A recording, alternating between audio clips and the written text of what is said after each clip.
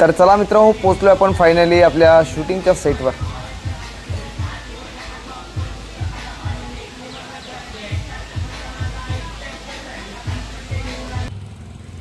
हाय नमस्कार दोस्त हो. आपण आज आलो आहोत घोडबंदर गावामध्ये शूटिंगसाठी मी आलो होतो. पण जसं मी नाक्यावर उतरलो तसं मला दिसलं चिंचबा देवीचं मंदिर. आणि खूप ऐकलं होतं मी, कारण चिंचबा देवी हे ग्रामदैवत आहे, कुलदैवत आहे अनेक जणांचं. ह्या गावात येण्याच्या अगोदर मी थोडंसं ऐकलं होतं देवीबद्दल, आणि म्हणून आज स्वतः दर्शनाला इथपर्यंत जर देवीने बोलून घेतले तर दर्शन तर बनतेच. दर्शन घेताना मला एक गोष्ट दिसली, तू फक्त खरं बोल. वा छान. कारण ही अशी एक गोष्ट आहे जी मी पहिल्यांदाच कुठेतरी बघतोय, वाचतोय. कारण भिवू नकोस, मी तुझ्या पाठीशी, असं आपण स्वामी समर्थांच्या आपण प्रतिमेवर पाहतो, वाचतो. परंतु मी तुझ्या सदैव पाठीशी आहे, परंतु तू फक्त खरं बोल. हे मला खूप इथे नवलाई वाटली.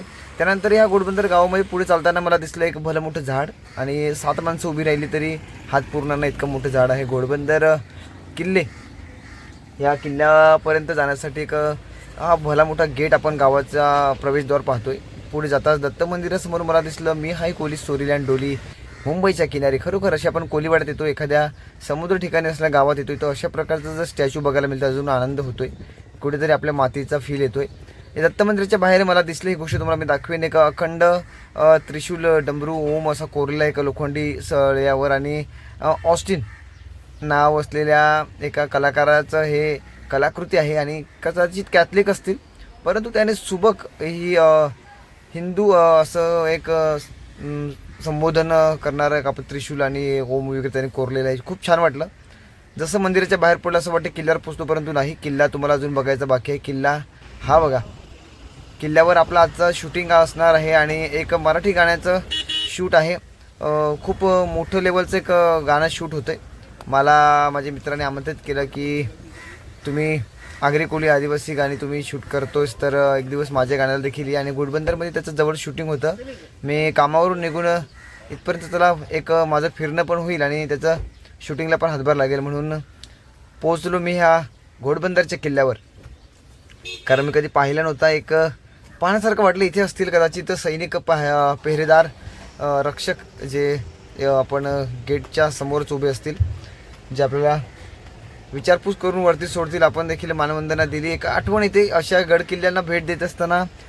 पूर्ण चित्र डोळ्यासमोर उभं राहतं. काय असेल जेव्हा खरोखरची राजवट असेल आणि राजे महाराजे इथे फिरत असतील, तेव्हा काय इथे माहोल असेल, हा विचार करूनच एक आश्चर्य वाटतं. कारण त्या काळात शिरण्याचा आपण प्रयत्न करतोय. मानसिकरित्या आपण पोहोचू शकत नाही तिथपर्यंत, आपली थिंकिंग नाही होत.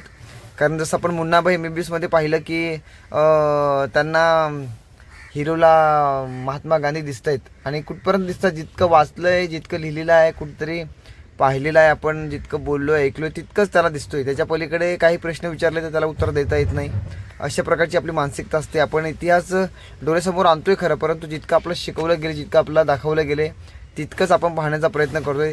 त्याच्या पलीकडे आपण इमॅजिन देखील करू शकत नाही. परंतु नाही, इथे अशा प्रकारचं काही घडलं असेल. त्याच्या व्यतिरिक्त खूप साऱ्या गोष्टी ज्या आपल्या आज आज विचाराआड राहिलेल्या आहेत, आणि त्या आपण कधीतरी मी आत्मसात करण्याचा प्रयत्न करतो. किल्ला भले छोटा असेल किंवा मोठा असेल हे महत्त्वाचं नाही, परंतु तो त्या काळात घेऊन जातोय की नाही हे महत्त्वाचं आहे. परंतु हा किल्ला मला काही ओरच वाटला. निव्वळ मानवाचा हस्तक्षेप जास्त असलेलं असं वाटतं. कारण आत्ताच्या घडीला ह्या 2026मध्ये कुठेतरी माणसाने ह्या किल्ल्याला टचअप दिल्यासारखं वाटतं. कारण हे काम जुनं कमी वाटतं, आणि कुठेतरी दिसते बारकाई. आणि कदाचित आमची शूटिंग इथपर्यंत असेल असं वाटलं होतं, परंतु नाही. नुकताच मला फोन आला की आपली शूटिंग किल्ल्यावर नाही, तर बाजूलाच असलेल्या एका पडेक महल किंवा हॉटेल काहीतरी वाडा आहे जुना, तिथे शूटिंग आहे. परंतु आलोयच तर चला, आपण कसं तर लग्नाजवळपास गेलो तर चला जेवून घेऊ. तशा प्रकारे मी आलोयच, तर चला बरं आपण किल्ल्याचा एक सैरसपाटा करून घेऊ. नजरेआड आपण घालून टाकू किल्ल्याला एकदा, कारण पुन्हा येणं होईल ना होईल इथपर्यंत. पण आज आलोयच तर आपण किल्ल्याची सफर करून घेऊ, एक छोटीशी राईड.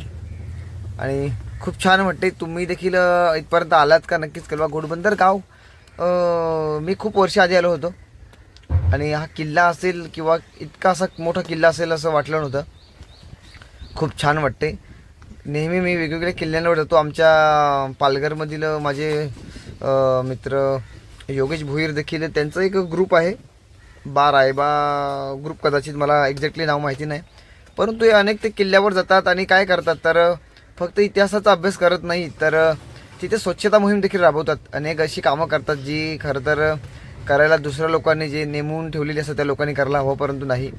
स्वच्छता मोहीम ती राबवतात आणि महिने कुठेतरी राज्याभिषेक सोहळा आहे, कुठेतरी त्या पुण्यतिथी आहे राजांची महाराजांची, तर तिथे जातात नक्कीच. आणि तिथे अशा प्रकारचा माहोल करतात जणू काही राजे महाराजे अजून जिवंत असतील आणि त्यांना आपण कशाप्रकारे मानवंदना देऊ शकतो, त्यांचा आदर सत्कार कशाप्रकारे करू शकतो. आज त्यांचा राज्याभिषेक आपण आज देखील करतोय, ह्या गोष्टी देखील एक नवलाई वाटते.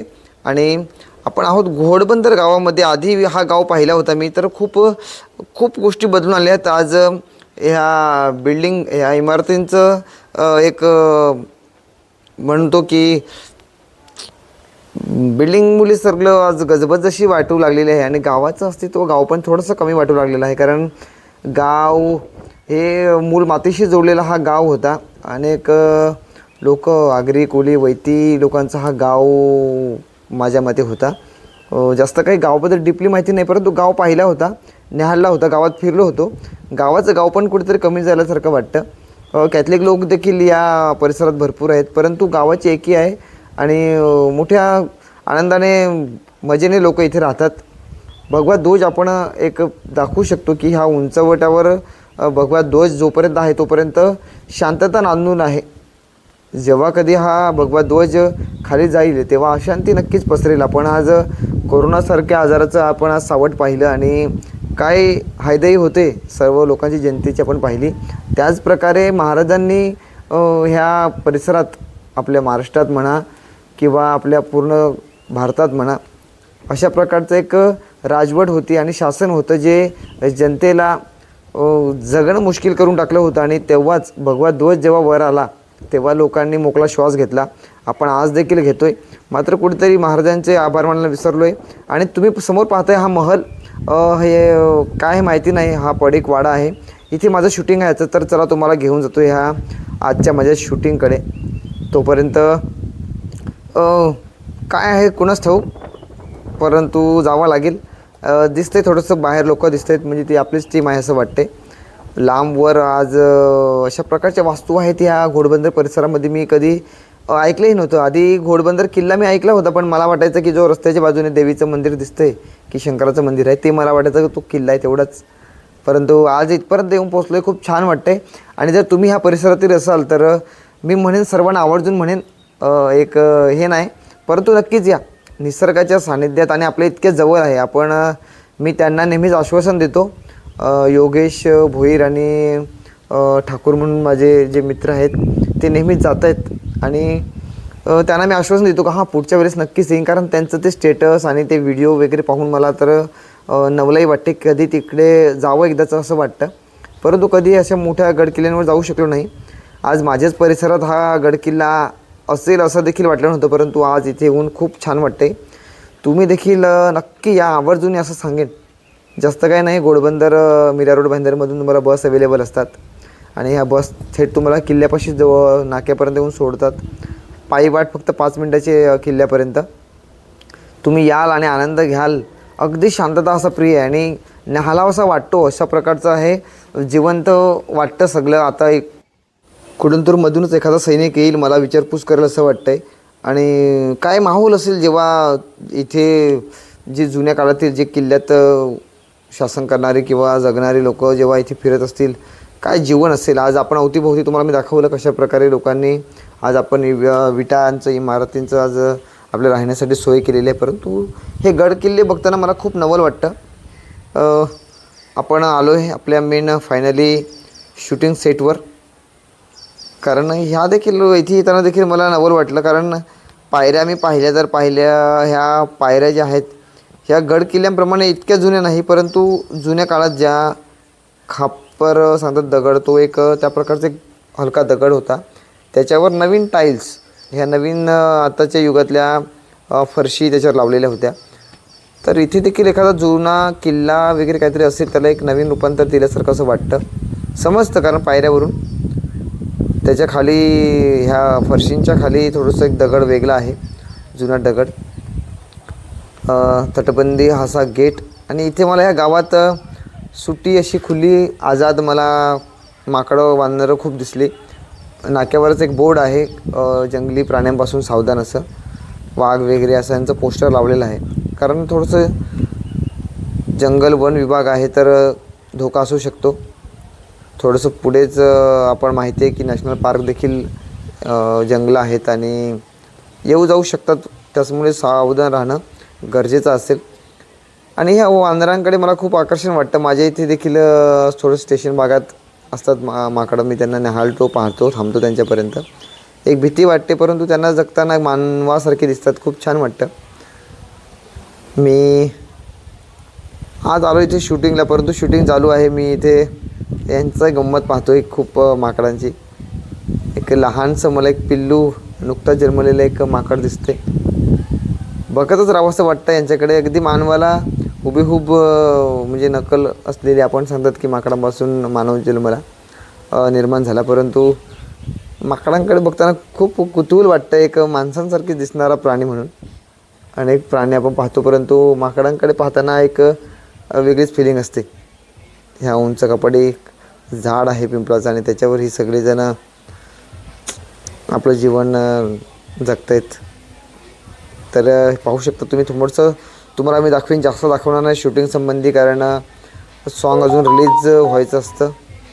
त्याच्या आधीच तुम्हाला काही गोष्टी दाखवणं बरं नाही, कारण आपलं सॉन्ग पण नाही. मी स्वतःचं माझं कधी आजपर्यंत चॅनलच्या गोष्टी सॉन्गच्या गोष्टी दाखवल्या नाही आणि दुसऱ्यांचं आपण हे आधीच फोड करून सांगणं बरंही नाही. जेव्हा येईल तुम्हाला नक्कीच सांगेन कशा प्रकारचं सॉन्ग आहे. परंतु सॉन्ग खूप व्हायरल होण्याची शक्यता आहे, कारण सिंगर म्हणा आणि हे आर्टिस्ट लोक जे आहेत, तुम्हाला जो मेन कलाकार दाखवला नाही. जो मेन कलाकार आहे तो कॅमेरासमोर होता आणि मी कॅमेऱ्याच्या बाजूचा मागचा तुम्हाला बॅकग्राऊंडच्या ज्या मुली नाचत होत्या तो भाग दाखवला. मी अजूनपर्यंत माझं पूर्ण लक्ष ह्या माकडांपर्यंतच आहे, वांदरापर्यंतच आहेत, कसं जीवन जगतायत. तुम्हाला कदाचित कंटाळा आला असेल तर काही लोक स्किप करतील ह्या व्हिडिओला, पण मी म्हणेन की जीवन बघा. आपण जवळून जाऊन तुम्ही बघू शकत नाही, परंतु एक काय वाटतं ह्या माकडांकडे बघून. तुम्ही इथपर्यंत आलात का आणि आला असेल तर ह्या मी आणायला विसरलो. तुम्ही जर ह्या गड किल्ल्यावर येत आहेत तर घरची काहीतरी बनलेलं जर नक्कीच आणा ह्या माकडांसाठी. भाकरी चपाती काहीतरी तुम्हाला घरचं बनलेलं आणता आलं तर आणा नक्कीच. तेलाचं काही लोक पॅकेटवाला आणतात, चिप्स वगैरे. फळ आणू शकता, पण प्लीज चिप्स वगैरे किंवा बिस्किट वगैरे यांच्यासाठी आणू नका. मी पाहिलं आहे, ऐकलं आहे खूप जणांकडून की जे माझे म्हणजे प्राणी प्रेमी आहेत ते लोक सांगतात की आपण कुत्र्यांना वगैरे बिस्किटं देतो आहे, आपलं बनलेलं म्हणजे कंपनीचं प्रोडक्ट देतो आहे, त्याच्याने त्यांना खूप सारी इजा होते, त्यांना खूप त्रास होतो आहे. त्यामुळे कधीच प्लीज यांना असं कंपनी प्रोडक्ट देऊ नका. जर घरचं शिजलेलं आणता आलं तर आणा, किंवा ह्यांच्यासाठी आणा फळं. तुम्ही आवडीने खातात फळं किंवा भाज्या. छान वाटते. व्लॉग चालला आहे दुसरीकडे मला कळते, परंतु ह्या प्राण्यांना निहाळताना खूप छान वाटते. मला हे कट करावंसं अजिबात वाटलं नाही, कारण मी जे पाहिलं तिथे हे शूट देखील केलं आणि ज्या कामाला आलो आहे त्या माझं बाजूला ठेवून ह्या अगोदर प्राण्यांना पाहतो आहे. आणि प्राण्यांकडून मी जरासं नजर बाजूला घेऊन ह्या पडीक महालाकडे नजर गेली. बापरे, अजून एक वाटतं ह्या टाईल्स थोडेसे म्हणजे जवळजवळ 1980-90च्या काळातील हा कदाचित बंगला वगैरे काहीतरी असू शकतो. त्या काळचं असं वाटतं. नवीन आधुनिक 2000 सालचं याच्यात हस्तक्षेप नसेल, परंतु हा उभे असलेला हा एक बेडसारखा असं वाटतो आहे. भल्या मोठ्या खिडक्या.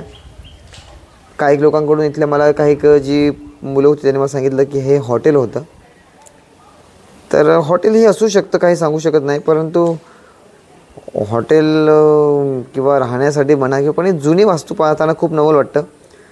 एक तुम्हाला गोष्ट सांगेन की दिवसा मला इथे फिरतात इतकी लोकं आहेत. हे शूटिंगच्या तुम्ही वायरे पाहू शकता. ह्या इलेक्ट्रिसिटीच्या वायरे आहेत. या शूटिंग सेटच्या सर्व काही स्टँड वगैरे आहेत, कॅमेरा सेटअप वगैरे सर्व लागलेलं आहे इथे. त्या गोष्टी दाखवणार नाही, परंतु तुम्हाला मी ह्या महलाच्या ह्या इमारतीच्या गोष्टी तुम्हाला मी दाखवेन. वरच्या बाजूला तुम्ही पाहू शकता एक छत असेल, सिलिंग असेल, ते आज नाही आहे. एक बंदिस्त सिलिंग होतं, हे पडलेलं आहे. परंतु जे रूम्स वगैरे आहेत, ह्या खोल्या ज्या आहेत ह्या साक्ष देत आहेत त्या काळाच्या सुद्धा. आपण मागाशी किल्ला पाहिला आणि किल्ल्याच्या नंतरच्या काळात हे महाल पाहतोय आपण, ही वास्तू पाहत आहेत. हे पडलेला आपण गेट पाहतोय. एक कुठेतरी किचनसारखा हा भाग वाटतो आहे, किचन असेल कदाचित. खोल्यांवर खोल्या, हा मला प्रत्येक बाजूला एक एक खोली पाहायला मिळाली. भीती वाटते कुठेतरी मनात, दिवसा ढवल्या भयानक असं वातावरण वाटते. काहीतरी असं घडलं असेल का की तेव्हा युद्ध वगैरे अशा काळात ही बंद करावं लागलं किंवा पळावं लागलं. आपण इंडिया पाकिस्तानचं आपण फाळणी म्हणतो आहे, अशा प्रकारचं काही घडलं असेल का. कोण असतील इथे आणि काय जीवन जगत असतील. खूप आश्चर्य वाटतं, नवलाही वाटते. एक टेकडीवर असलेलं, जसं टेकडीवर तो किल्ला होता तसंच दुसऱ्या छोट्या एक टेकडीवर हे एक वास्तू आहे. काय असेल, हे काय होतं अगोदर. जर घोडबंदर संबंधी कोण आपला व्हिडिओ पाहत असतील तर नक्कीच आपल्या कमेंटमध्ये कळवा, किंवा घोडबंदरच्या लोकांना हा व्हिडिओ पाठवा, जेणेकरून आपल्याला अजून चांगली माहिती देतील. मी कोणाला विचारू शकलो नाही, घाईगडबडीत होतो की ही वस्तू काय आहे, अजून डिटेल काढू शकलो नाही. मी आलो होतो ह्या शूटिंगसाठी. आपण पाहत आहेत सेटअप आमचा लागलेला आहे पूर्ण शूटिंगसाठी. शूटिंगच्या गोष्टी दाखवू शकत नाही, परंतु हा वास्तू दाखवली. तुम्हाला कसा वाटला ब्लॉग नक्कीच कळवा. आणि जर अशा काही गोष्टी जर तुमच्या परिसरात असतील तर मला सांगा, मी नक्कीच तिथे येण्याचा प्रयत्न करेन, ब्लॉग बनवण्याचा प्रयत्न करेन. इतका वेळ भेटत नाही, परंतु मला पाहायला तर पर्सनली खूप गोष्टी अशा आवडतात. माझ्यासाठी तरी प्लीज कमेंट करा मला तुमच्या परिसरातील अशा काही गोष्टी. अजून नवीन नवीन ब्लॉगच्या माध्यमातून तुम्हाला भेटत जाईल. तोपर्यंत बनवून राहा आपल्या ह्या विटलाईन स्टारवर. मी अनुभवतो, तुम्ही देखील नक्कीच अनुभव असं मी तुम्हाला सांगेन. आणि भेटू अजून एखाद्या ब्लॉगमध्ये. तोपर्यंत धन्यवाद. तुम्ही आत्तापर्यंत शेवटपर्यंत हा ब्लॉग पाहिला. शेवटपर्यंत कमी लोक बनवून राहतात. लोकांना काय पाहायचं असतं मला माहिती आहे, तशा गोष्टी मी तुम्हाला नाही दाखवू शकत, परंतु जे मला चांगलं वाटलं मी तुम्हाला देण्याचा प्रयत्न केला. हे आहे किचन, पडीक आहे, समजतं. खूप छान वाटलं मला स्वतःला हे सगळं पाहताना. तुम्हाला कसं वाटलं मी पुन्हा सांगेन की मला कमेंटमध्ये कळवा हो. कमेंट तुमच्या मला एक ऊर्जा देतील. मला वेळ देता येत नाही सर्व गोष्टींसाठी, परंतु जर तुम्ही प्रतिसाद दिला तर मी नक्कीच रेग्युलर पोस्ट करण्याचा प्रयत्न करेन वेगवेगळे प्रकारचे ब्लॉग. भेटू पुन्हा एकदा नव्या कोऱ्या ब्लॉगमध्ये. तोपर्यंत धन्यवाद.